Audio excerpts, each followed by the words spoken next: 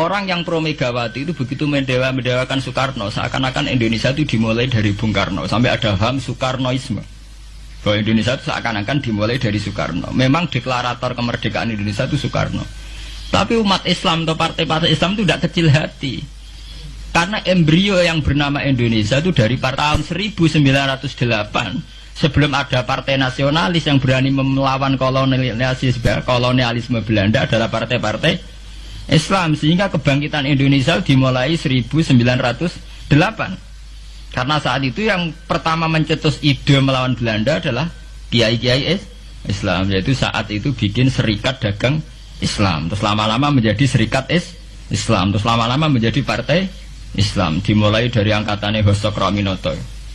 Sini Haji Umar Said sinten Cokroman, itu disingkat jenis Hos Cokroaminoto.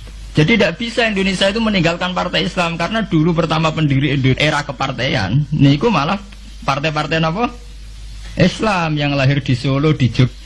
Bahkan sebelum ada negara yang bernama Indonesia, itu ada negara yang bernama Demak Bintoro, ada Demak Ngayogyakarta apa? Karto. Itu semua negeri apa? Islam. Ya paham. Sehingga secara kesejarahan kita tidak kalah sama tuanya Soekarnoisme atau partai PNI. Dan sampai kan kita ini kan kayak dinabubukkan seakan-akan Indonesia itu dimulai dari Soekarno. Sehingga nak wani Pak Karno itu koyok-koyok itu kita anti Indonesia. Ya kita tidak mungkin nggak menghormati Soekarno, beliau sebagai pahlawan besar kita hormati. Ya, tapi ya kebesaran Pak Karno demi bangsa Indonesia jangan kemudian direduksi, disederhanakan hanya melewati partai.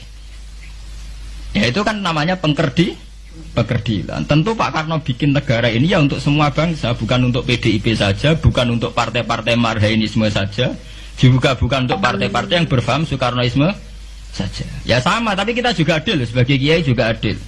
Hos Cokroaminoto bikin partai Islam adalah untuk mengusir Belanda dari bumi Indonesia, yang nantinya juga untuk kepentingan semua bangsa Indonesia, tidak hanya yang Islam saja. Ya kita adil, sama-sama adil. Saat nasionalisme ya tidak mengurangi keagamaan, saat keagamaan tidak mengurangi nasionalis.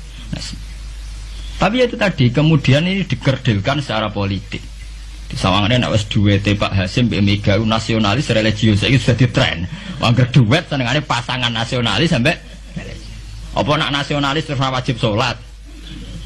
Apa nak religius terus gak wajib nasional? Sebetulnya itu kan wajib. Apa kena wong Indonesia terus wajib sholat hanya karena atas nama nasionalisme? Apa nak gue ngiyai terus wajib bayar pajak? Itu kan pengkerdilan, proses pembohongan ya. Pembohongan secara publik. Itu dibodokno, sedurunge bodoh, itu kan itu kan repot. Namanya sedurunge bodoh dibodokno kenapa? Nurut. Makanya kalau seneng ya, kayak kemarin Hari Kebangkitan Nasional itu seneng kalau diungkap terus di TV bahwa kebangkitan Indonesia dimulai dari 1908. Pentingnya bahwa orang-orang yang sok Soekarnoisme biar tidak mereduksi Pak Karno hanya milik mereka sendiri, karena bangsa ini berdiri semenjak 1908. Dimulai dari gerakan Budi Utomo sampai Hos Cokroaminoto sampai macam-macam. Ya, serikat-serikat Islam. Nah, kita secara sejarah itu sama. Kita sebagai santri juga tidak kalah sejarah. Karena berdirinya nasional sudah lewat para kiai itu. Takono sejarawan manapun, kayak profesor siapa di UI, siapa saja profesor-profesor sejarah bilang bahwa awal kebangkitan Indonesia itu dari partai-partai Islam. Bahkan versi orang nasionalis sekalipun itu bilang.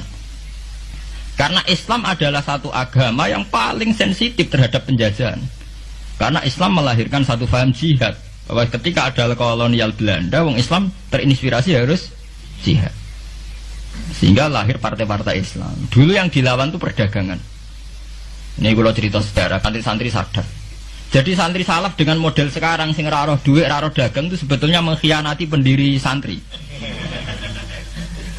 Lho boten niku lho fair. Sing gak seneng dagang, gak seneng mergawe itu mengkhianati pendiri pesantren. Sampai lihat sejarah, tahun 1908 itu namanya tidak SI, tidak Serikat Islam, tapi Serikat Dagang Islam. Karena para kiai adalah melawan dominasi Cina di Surakarta dan dominasi Belanda menguasai sentra-sentra perdagangan. Sehingga yang dilawan pertama adalah piye supaya kolonial gak menguasai aset-aset ekonomi. Sama takokno sejarah cek versi kiai, cek versi buku, asal gak versi klenek. Itu pertama yang dilawan para ulama adalah penguasaan aset ekonomi oleh Cina dan Belanda, sehingga mereka bikin serikat dagang Islam.